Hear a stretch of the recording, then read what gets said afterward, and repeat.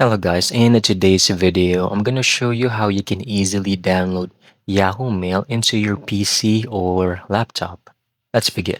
First, open your favorite browser and open Yahoo Mail, log into your accounts. Once you're here, I want you to click on the three dots over here on the top right corner of your screen.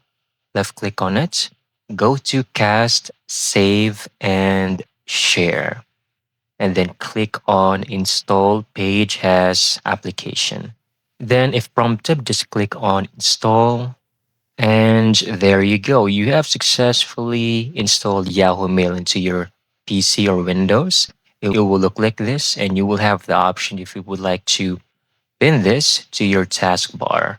So, yes, if not, you can right click on the icon over here for your Yahoo Mail and then pin to taskbar. And that's it. That's how you can easily install Yahoo Mail or download Yahoo Mail into your Windows.